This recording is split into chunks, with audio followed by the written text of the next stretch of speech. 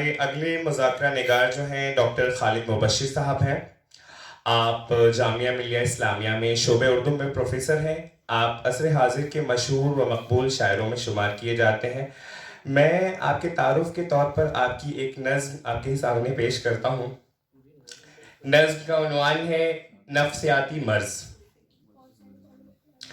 میر تو نہیں ہوں میں، جانے پھر بھی ایسا کیوں روز روز ہوتا ہے.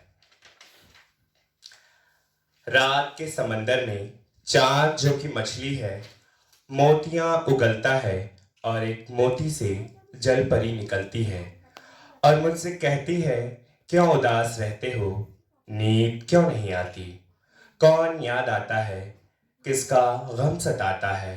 الفتوں کے مارے ہو، چاہتوں کے پیاسے ہو، رات ایک سمندر ہے جس کی موج ظلمت میں عاشقوں کے نالوں کا، انکہے سوالوں کا زہر خوب ہوتا ہے. سیر ہو کے پی لینا پھر گلے لگا لینا، موت کی دلہن کو تم دفتن یہ ہوتا ہے. آرزو کی چوکھٹ پر دل کے ٹوٹ جانے سے درد چیخ اٹھتا ہے، عشق تیری توبہ ہے. شکریہ. صرف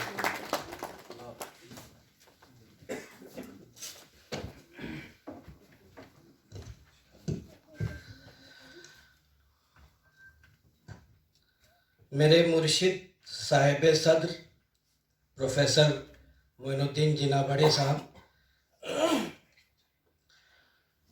بہت ہی محترم صاحب اعزاز ذاکر فیضی صاحب، برادر محترم حقانی القاسمی صاحب، محترمہ نعیمہ جعفری پاشا صاحبہ، محترمہ رخشندہ روحی صاحبہ، محترم ابھے کمار صاحب، اور بہت ہی معزز حاضرین. پہلے ایک اعتراف میرے لیے ضروری ہے کہ میں تربیت یافتہ قاری نہیں ہوں، اور ایک کلمہ تشکر بھی ضروری ہے کہ شاعری نے مجھے خراب کر رکھا تھا، یا ہے کہہ لیجیے. فکشن کی طرف ذرا رجحان کم ہی اب بھی جو ہے بن پاتا ہے، لیکن اس جمود کو نئی فیکٹری نے توڑا ہے. میں اس کے لیے شکر گزار ہوں. اور ایک معذرت بھی کرنی ہے کہ جو کچھ ابھی عرض کروں گا اس میں آپ کو ربط کی کمی محسوس ہوگی. بہت منتشر خیالات ہیں. صاحب صدر کی اجازت سے چند کلمات اس ناول کے حوالے سے. میرے خیال میں یہ ناول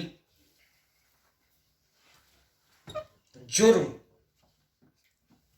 تجارت، سیاست اور صحافت کے مابین ساز باز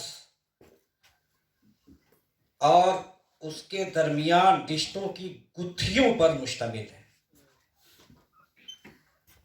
جب تک یہ رشتہ نہیں بنتا ان پانچوں عناصر کا، پانچوں اداروں کا،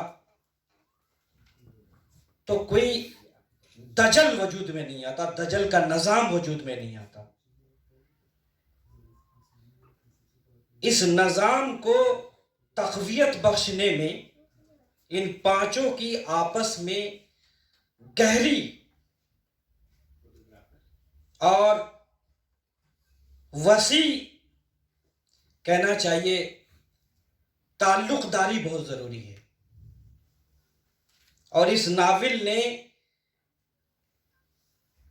اس کو اجاگر کرنے میں میرے خیال میں کامیابی حاصل کر لی ہے. آپ قاری کی حیثیت سے اختلاف کر سکتے ہیں.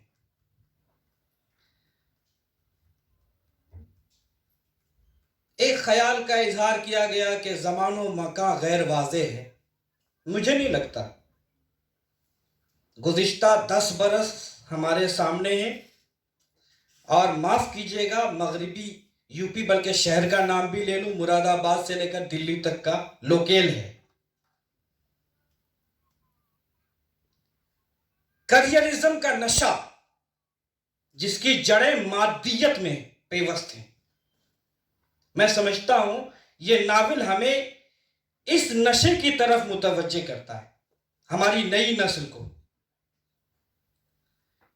یہ افیم ہے، منفی معنی میں عرض کروں گا میں. کریئرزم، ہمارے گارجینز بھی اس کے لیے ذمہ دار ہیں. اور کس طرح اس کریئرزم کے افیم نے ہماری نئی نسل کے ساتھ پورے معاشرے کو بے حس بنا دیا ہے. یہ ناول ہمیں اس طرف توجہ دلاتا ہے، اور اس میں بھرپور کامیابی اس ناول کو ملتی ہے.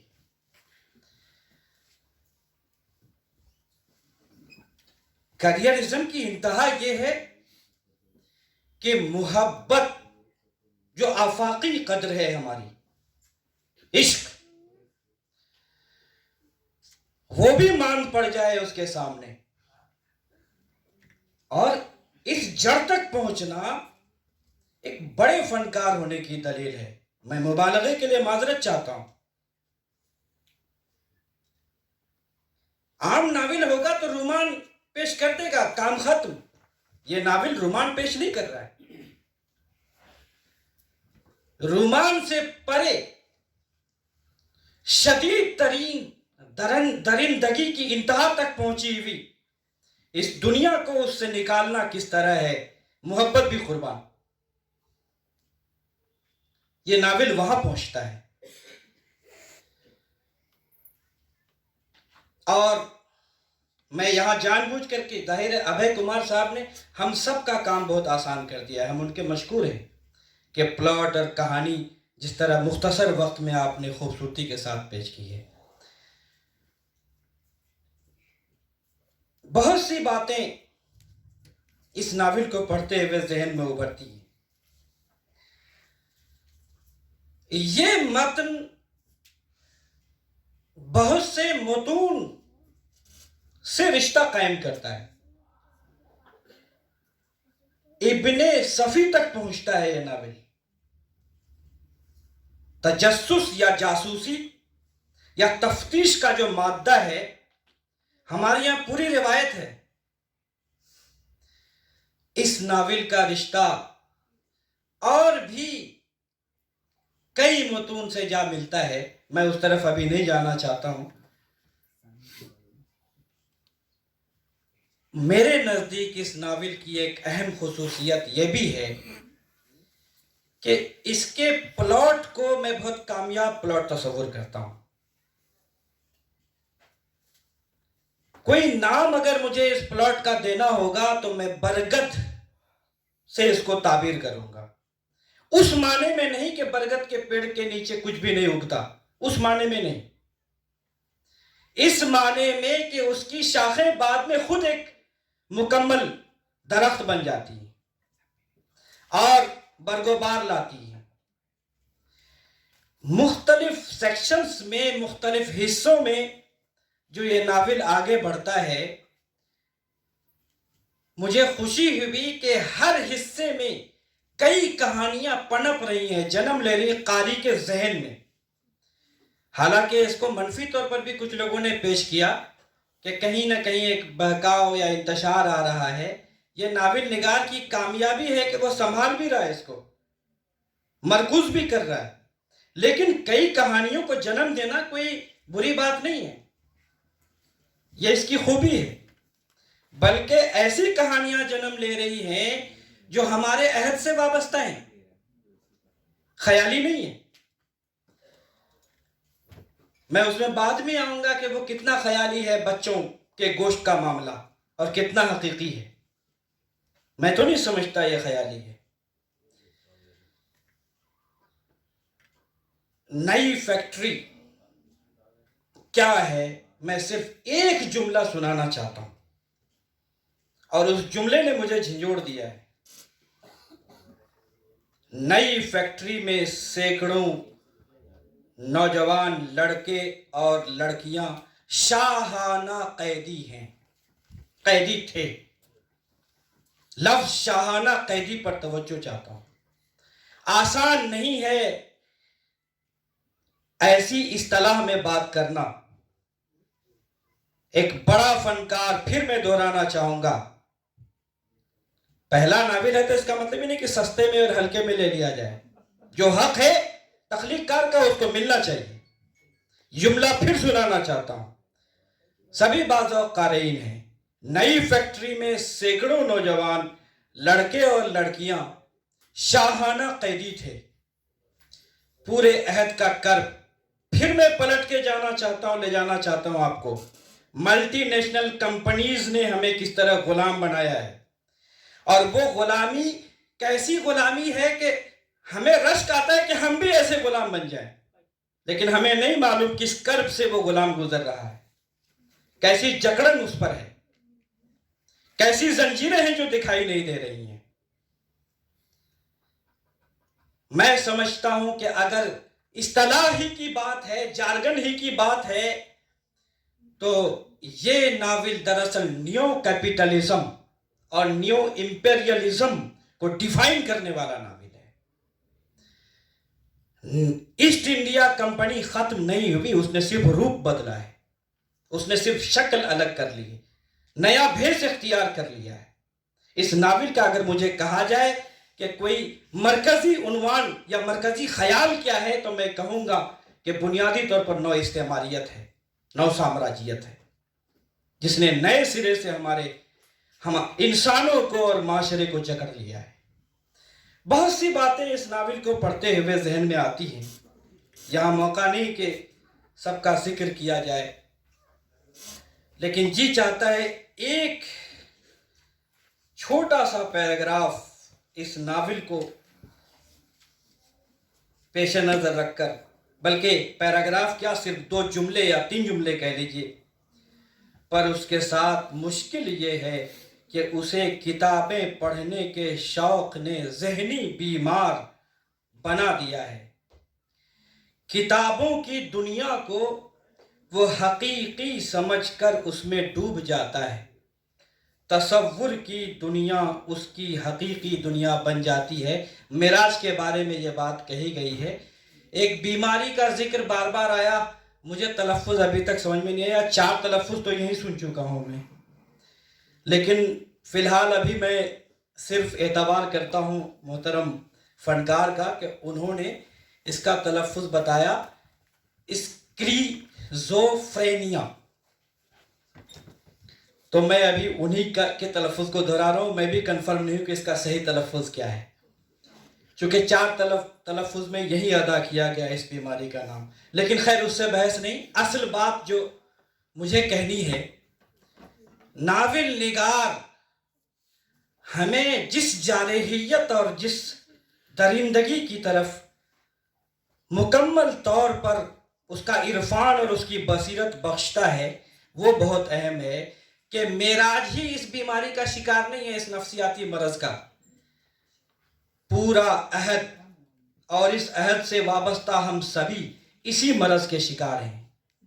اصل کہنا چاہیے اس عہد کا آشوب یہ ہے یا کرب یہ ہے. معراج کتابوں میں کھو کر کے جو شروع میں دکھایا گیا کہ ایسی حرکتیں کرتا ہے کہ جس کے لیے علاج کی نوبت آ جاتی ہے، چیخ پکار کرنے لگتا ہے، اس کو لگتا ہے کہ جو کچھ میں نے کتابیں پڑھ وہ حقیقت میں ہے. آخر میں آ کر کے وہ کتابی دنیا میں نہیں ہے، اس کو معراج کو نکالا گیا تھا کتابوں سے تاکہ اس کا یہ مرض ٹھیک ہو جائے، کہ حقیقی دنیا میں آئے گا، اس سے ٹکرائے گا تو اس دنیا سے نکل آئے گا، یہ اس مرض کا علاج ہو جائے گا. لیکن کامیاب ہیں ذاکر فیضی یہ ہمیں اصل میں اس بصیرت تک پہنچانے میں کہ اصل میں حقیقی دنیا میں معراج نے جو نئی فیکٹری دیکھی ہے، اس کے بعد جو وہ نئی فیکٹری کا خوف اس پر طاری ہے، اور جس طرح وہ ریئیکٹ کرتا ہے اور معاشرہ پھر اس کو پاگل کہتا ہے، پھر علاج کے لیے درپے ہوتا ہے۔ ایک بڑا سائیکیٹرسٹ ہے جو اس پر ریسرچ کر رہا ہے، ڈاکٹر جوزف، اس کو اس کا ادراک ہو جاتا ہے کہ نہیں، یہ بیماری نہیں ہے، اس نے حقیقت میں کچھ ایسا دیکھا ہے، یہ صرف اس کا وہم نہیں ہے، بھرم نہیں ہے صرف۔ ہمارے اس معاشرے کو یہاں تک پہنچانے کے لیے کہ ہر شخص اس بیماری کا شکار ہو چکا ہے، اس عرفان کو بخشنے کے لیے میں ذاکر فیضی کو مبارکباد پیش کرتا ہوں۔